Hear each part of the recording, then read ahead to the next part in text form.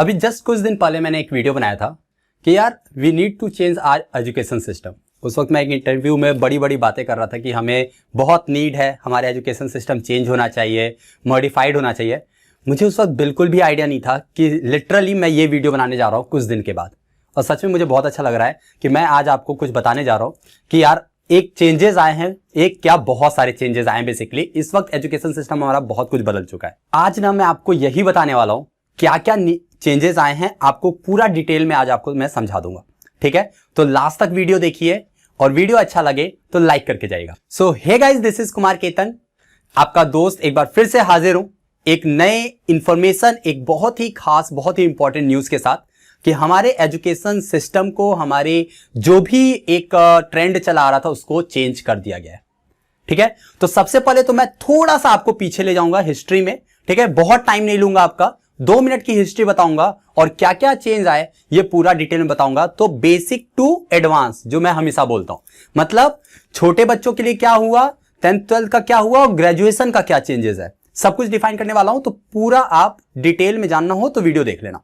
ठीक है, चलो तो सबसे पहले मैं आपको थोड़ा सा हिस्ट्री की बात करता हूं कि जब ये एजुकेशन सिस्टम वगैरह बना था, मैं एक्चुअली कुछ कमेंट्स पढ़ रहा था, कुछ बच्चों ने बोला था सर बताओ, और कुछ मैं चीजें देख रहा था तो वहां पे 1-2 चीजें मैंने नोटिस करी।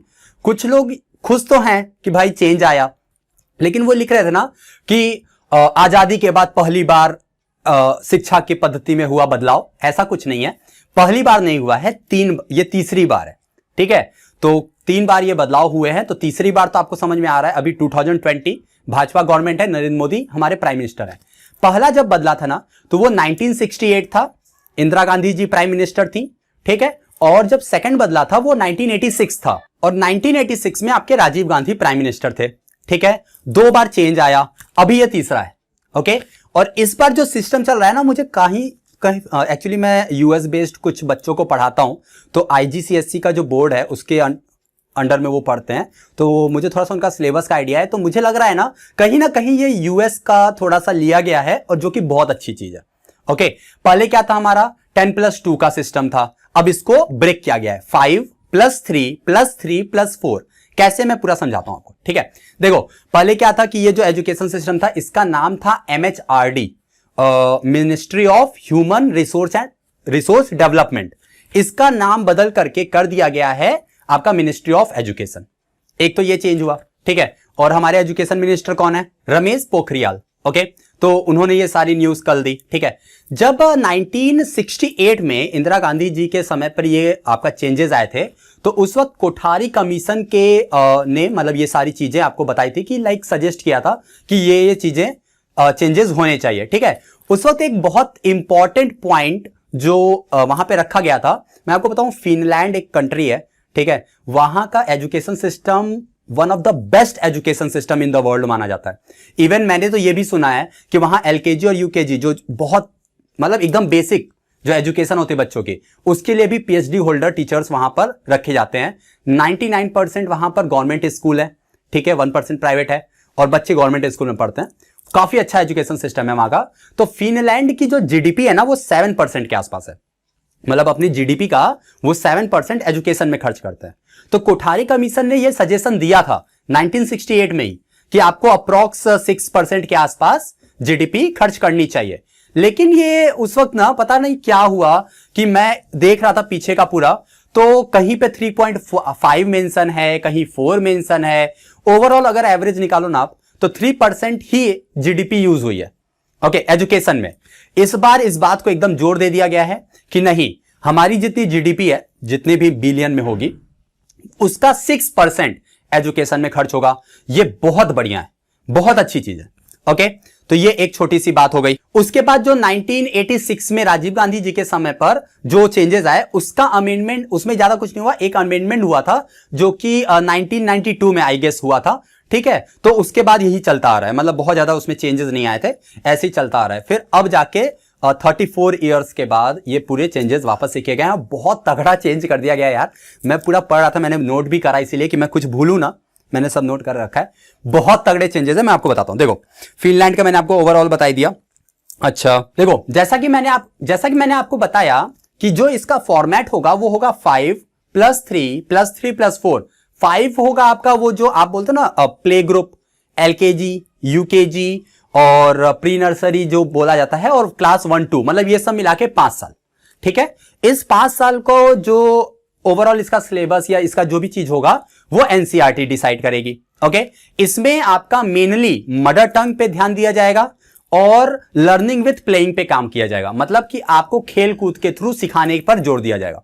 ठीक है, जैसे बच्चे हैं तो प्लेइंग के साथ साथ कैसे लर्न कर सकते हैं और मदर टंग पे कैसे काम होगा, इन सब चीजों पे काम होगा। ठीक है, ऐसे आपको सिखाया जाएगा। अगला आता है जो सेकंड आएगा वो होगा 3 ईयर का, क्लास 3, क्लास 4 और क्लास 5। ओके, तो ये जो स्टेज होगा, पहला तो 5 साल का फाउंडेशन स्टेज बोला गया उसको, ये जो स्टेज होगा ना, इसमें आपको डिफरेंट सब्जेक्ट्स पे काम कराए जाएंगे। ओके, और जहां तक मुझे सुनने में आ रहा है शायद मैथमेटिक्स को ज्यादा जोर दिया जा रहा है, साइंस को थोड़ा कम जोर दिया जा रहा है, ऐसा मेरे को सुनने में आया। एक सर से मेरी बात हो रही थी, वो बता रहे थे। ठीक है, तो ये भी चीज है। उसके बाद जो अगला स्टेज है 6, 7, 8 का, उसमें ना आपको एक सिलेबस डिफाइन किया जाएगा। भैया ये सिलेबस है, इसके अंतर्गत आपको पढ़ना है। ओके, ये पूरी चीज। और अगला 4 ईयर का आएगा 9 to 12। अब देखो यहां पे मेरे माइंड में एक डाउट आता है, क्योंकि अभी मैंने पूरा नहीं पढ़ा है। मैं आपको बताऊं, मैं मोटा मोटा आपको बता रहा हूं, बहुत डिटेल में पढ़ूंगा तब और चीजें क्लियर होंगी, फिर और चीजें मैं बताऊंगा आपको, आप भी क्वेश्चन पूछना। ठीक है, तो एक चीज मुझे ये आ रहा है कि अगर 9 to 12 का अगर हम पूरा एक सेशन लेते हैं तो क्लास 10th बोर्ड एग्जाम होगा कि नहीं? जैसे जिस तरीके से अभी होता है ना, क्लास 10th अपना एक बोर्ड एग्जाम होता है बहुत इंपॉर्टेंट, फिर 12th में होता है, तो वो क्या सीन होगा? ठीक है, और सेमेस्टर वाइज कर दिया गया है। अभी क्या होता था कि प्री बोर्ड होता था, फिर बोर्ड, प्री बोर्ड के मार्क्स बोर्ड में ऐड नहीं होते थे, बट सेमेस्टर एग्जाम होगा तो डेफिनेटली सेमेस्टर का और ये पूरा आपका ऐड किया जाएगा। ये बहुत बड़ा चेंज है भाई। ठीक, उसके बाद सिर्फ इस बात पे ध्यान नहीं दिया जाएगा कि लाइक आपके पास आपके सब्जेक्ट की नॉलेज कितनी है, मतलब रट्टाफिकेशन वाला काम नहीं। ठीक है ना, आपके बिहेवियर, आपके करिकुलम, आपके फ्रेंड जोन, मतलब आप कैसा अपना ग्रुप बनाए हो, टीचर आपको किस तरीके से डील कर रहे हैं, मतलब इस तरीके से ओवरऑल भी मार्किंग की जाएगी, जो कि काफी बड़ा चेंज लगता है ये। ठीक है, कि आपको सिर्फ आपके कोर्स पे नंबर नहीं मिल रहा कि आप, अच्छा हाँ, एक चीज और, 6 to 8 वाला जो था ना, उसमें आपको थोड़ा कोडिंग वगैरह और इंटर्नशिप कराई जाएगी। ठीक है, तो ये भी एक बहुत बड़ा चेंज आता है। ओके, उसके बाद नो स्ट्रीम सिस्टम, ये सबसे ज्यादा इंपॉर्टेंट। आप समझो कि अभी क्या था कि डिफाइन था हमें साइंस साइड लेना है कि आर्ट साइड लेना है, आर्ट साइड में ये सब्जेक्ट, साइंस साइड में ये सब्जेक्ट, ऐसे था। अभी नहीं है, अभी क्या है कि बच्चा कोई भी सब्जेक्ट ले सकता है, कोई भी इन द सेंस कोई भी नहीं, डिफाइन किया जाएगा। हो सकता है कि अभी जैसे 2 थे, साइंस था, साइंस में आप जाते थे फिजिक्स केमिस्ट्री मैथ, या फिर फिजिक्स केमिस्ट्री बायो, एक ऐसा कॉम्बिनेशन लेके चलते थे, हिंदी इंग्लिश आपका कंपलसरी होता था। आर्ट साइड में आप जाते थे तो उसमें सब्जेक्ट्स हो जाते थे, हिंदी, संस्कृत, ज्योग्राफी, हिस्ट्री, जो भी लेते थे आप। ठीक है, वो एक था। अच्छा, एक अलग से कॉमर्स का भी था, वो तो अलग ही फील्ड हो जाती थी, तो ऐसे 3 आप कर सकते हो। बट अभी ऐसा नहीं है। अभी क्या होगा कि आपके, मुझे लगता है अभी तो उतना डिटेल मुझे नहीं उतना है, लेकिन हाँ इतना है कि अलग अलग ग्रुप बना दिए जाएंगे। जैसे हो सकता है कि एक ग्रुप हो जाए physics, chemistry, history and Hindi, समझ रहे हो? मतलब आर्ट साइड और साइंस साइड सारे सब्जेक्ट्स मिक्स किए जा रहे हैं। कोई बच्चा है जो कि पॉलिटी उसको पसंद है, ठीक है, वो पॉलिटिक्स में जाना है उसको, या पॉलिटी उसको अच्छी लगती है, तो पॉलिटी और फिजिक्स ले लेगा। ऐसा भी एक पूल बन सकता है, इसको पूल सिस्टम होगा ये, और वो आपको पूरा डिफाइन किया जाएगा, बताया जाएगा कि कौन कौन सा पूल है, आप कुछ भी सेलेक्ट कर सकते हो। इसके अलावा आपका अगर कोई इंटरेस्ट है फैशन डिजाइनिंग में और कुछ भी, तो वो सारी चीजें भी रखी गई हैं कि आप इसके अलावा वो कोर्सेज भी कर सकते हैं। अच्छा, एक नए चेंज का सुनो आप, जो क्लास 5th तक का होगा, मतलब कि स्टार्टिंग टू 5th, उसका जो आपका पूरा एजुकेशन होगा वो या तो आपके रीजनल लैंग्वेज में होगा या आपके मदर टंग में। ठीक है, तो वो आप चूज कर सकते हो कि किस लैंग्वेज में आप पढ़ना प्रीफर करते हो। ठीक है, या पेरेंट्स चूज करेंगे, बच्चे तो छोटे होते हैं। ठीक है, तो उसमें वो पढ़ सकते हैं। ओके, क्लास 6 to 8 आपका मैंने बता दिया, कोडिंग और इंटर्नशिप पे ध्यान दिया जाएगा। ये सारी चीजों की एक डिफाइंड सिलेबस आपको प्रोवाइड किया जाएगा। ये होता है आपका ओवरऑल स्कूलिंग का केस। अब हम लोग चलते हैं कॉलेज की तरफ, मूव करते हैं। तो कॉलेज की तरफ जाते हैं तो क्या होता था कि कुछ कॉलेज अपना एग्जाम लेता था एंट्रेंस, और कुछ कॉलेज क्या करते थे डायरेक्ट मेरिट के बेसिस पे, जैसे DU मेरिट के बेसिस पे आपको उठा के ले जाते हैं ना ग्रेजुएशन में। अभी क्या होगा कि कॉमन एप्टीट्यूड टेस्ट होगा, ठीक है, CAT इसका पूरा होगा, और इसके हिसाब से आपका, जैसे कि 12th में आपके कम मार्क्स आए लेकिन आपने उसमें अच्छा कर लिया तो आपका सिलेक्शन हो सकता है। ओके, तो इसमें जितना मार्क्स आएगा आपका, उसके हिसाब से आप अपने कॉलेज को चूज कर सकते हो। ओके, ये कॉमन एप्टीट्यूड टेस्ट होगा। ये एक बहुत बड़ा चेंज आप कह सकते हो कि सिर्फ और सिर्फ मेरिट के बेसिस पर काम नहीं होगा। ओके, उसके बाद ग्रेजुएशन जो अभी 3 ईयर का होता था ना, वो आपका 4 ईयर का हो गया। अच्छा, इसमें एक मल्टी एंट्री मल्टी एग्जिट का जो सिस्टम आया, ये बहुत यूनिक सिस्टम है। आप देखो कि 4 ईयर का ग्रेजुएशन, फर्स्ट ईयर अगर आपने कंप्लीट करके ड्रॉप आउट किया तो आपको सर्टिफिकेट मिलेगा, ठीक। उसके बाद सेकेंड ईयर अगर आपने करके ड्रॉप आउट किया तो आपको डिप्लोमा का आपको मिलेगा, ठीक है। उसके बाद अगर आप थर्ड ईयर में कंप्लीट कर रहे हो, मतलब complete in the sense drop out करते हो, first year second year third year तीनों पढ़ लेते हो आप, तो आपको डिग्री का मिलेगा, जो बोलते हैं यार सर्टिफिकेट ही बोल लो उसको, तो वो आपको मिलेगी, डिग्री मिल जाएगी आपको, ठीक। और अगर आपने 4 साल कंप्लीट किया तो आपको रिसर्च का भी डिग्री मिल जाएगा। ओके, तो ऐसे है। और एक चीज और, मल्टी एंट्री मल्टी एग्जिट का क्या मतलब है, जैसे फर्स्ट ईयर के बाद आपने ड्रॉप आउट किया, फिर आप अपने वहां के जो एचओडी हैं, जो भी आपके वहां का डिपार्टमेंट, उनसे बात कर लीजिए, आप फिर से उसको ज्वाइन कर सकते हो। अच्छा, उसके बाद एक चीज क्या आती है ना, कि जैसे अभी क्या था कि मोर देन 1 कोर्सेज अलाउड नहीं थे, ठीक है। इसमें भी थोड़ा सा कोई ना कहीं कंट्राडिक्शन होगा, मुझे लगता है, थोड़ा सा डिटेल में पढ़ना पड़ेगा, बट अभी मोर देन 1 कोर्सेज अलाउड है। जैसे कि मैं जब एमएससी कर रहा था फिजिक्स से, उसी वक्त मैंने सोचा था एमए करने का साइकोलॉजी से, बट मैं नहीं कर पाया क्योंकि अलाउड नहीं था। मैंने सोचा था कि यार एमएससी तो रेगुलर चल रही है, मैं ये करेस्पॉन्डिंग डाल देता हूं एमए साइकोलॉजी से, ठीक है। काफी मन था, लेकिन मैं नहीं कर पाया। क्यों? क्योंकि 2 कोर्सेज अलाउड नहीं थे। 2013 का ये कोई क्लॉज था कि उसमें 2 डिग्री आप नहीं कर सकते एक साथ, लेकिन अब 2 से ज्यादा कोर्सेज कर सकते हैं। तो देखना पड़ेगा क्या डिटेल है इसका। ओके, क्या दोनों डिग्री कर सकते हैं कि नहीं, या क्या सीन है, ये देखना पड़ेगा। इसमें क्या एक फायदा होगा, जैसे कि मान लो आप एक रेगुलर कोर्स कर रहे हो, आप मास्टर्स कर रहे हो फिजिक्स में, ओके, उसके साथ आप फैशन डिजाइनिंग करना चाहते हो तो आप वो कर सकते हो, आपको दोनों वैलिड है, ठीक। तो ये सारी चीजें बहुत अच्छी होंगी। और इस सिस्टम के लिए आपका एक क्या होगा, क्रेडिट बनाया जाएगा। इग्नू का जो सिस्टम था उससे मैं आपको समझाना की कोशिश करता हूं। जैसे इग्नू में क्या था कि हम कोई कोर्स करते हैं ना, तो उसमें डेज फिक्स हैं, इतने दिन की पढ़ाई आप कर लोगे तो इतनी क्रेडिट्स मिलेगा, इतने दिन की पढ़ाई करोगे तो फिर इतने क्रेडिट्स, और ऐसे क्रेडिट्स अर्न करते जाओगे आप। जब टोटल क्रेडिट्स आप अर्न कर लोगे तब आपको डिग्री मिल जाती है।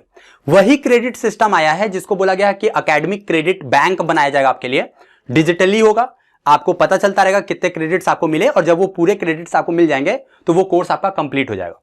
एक ये सिस्टम है, इसको पिक किया गया, अच्छा ही है। और रेगुलर के साथ आप एक करस्पॉन्डिंग या कोई 2 से ज्यादा कोर्सेज करना चाहो तो कर सकते हो, जो कि बेस्ट होगा।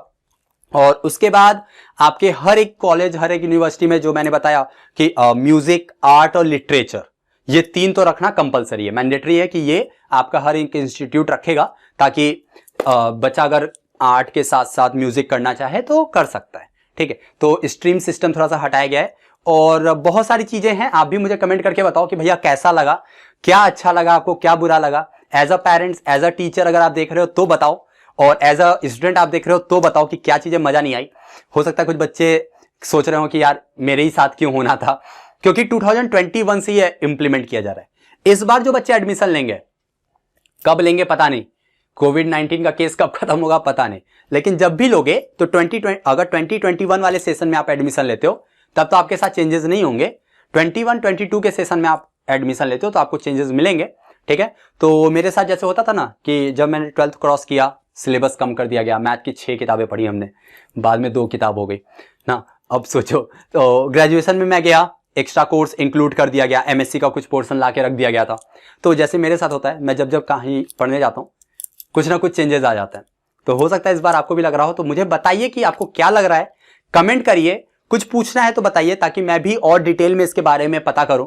भाई पीडीएफ पढ़ना और सब कुछ करना होगा कि क्या चेंजेस हैं और क्या क्या और चीजें हैं, तो वो मैं आपको बताऊंगा, ठीक है। लाइक करिएगा अगर वीडियो अच्छा लगा हो तो, इसी तरीके से आप प्यार देते रहिए, ठीक है। हर एक न्यूज आपको जितना जल्दी हो सकता है मैं अपडेट करने की कोशिश करता रहूंगा। इसी तरीके से लाइक कीजिए, कमेंट कीजिए और शेयर कीजिए, सबसे इंपॉर्टेंट शेयर कीजिए, ताकि और लोगों को पता चले, ठीक है। बाकी सब्सक्राइब आपने कर ही लिया होगा, बेल आइकन आपने ऑन कर लिया होगा, ठीक है। चलिए मिलते हैं नेक्स्ट किसी वीडियो के साथ, तब तक के लिए ta-ta bye bye, take care, thanks for watching.